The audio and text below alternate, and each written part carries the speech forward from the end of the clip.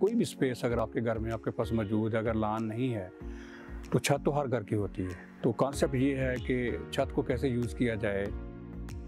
ये जो पौधे लगे हुए हैं ये पीस के हैं, आप देख लें बगैर किसी फर्टिलाइज़र के ये पौधे इस वक्त ये ग्रो किए हुए हैं। ये एक और लहसुन की किस्म है, ये NARC की बड़ी मशहूर वैरायटी है, इस वक्त बड़ी हाई डिमांड है NARC HG1।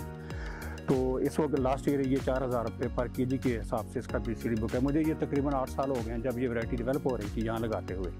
अब ये देखेंगे ये बेहतरीन फसल खड़ी है।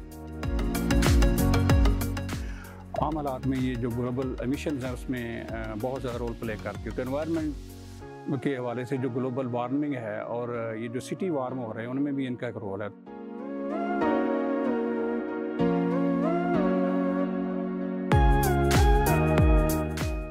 ये एक पौधा जो है ये सौंफ की तरह का है, लेकिन ये एडिबल है और यूरोप में इसका बड़ा इस्तेमाल है। तो ये कुछ अर्से पहले ये इसके बीज मैं इटली से लेके आया था और ये मैं इसको हर साल इसको ग्रो भी कर रहा हूँ और इसका सीड भी हार्वेस्ट कर रहा हूँ।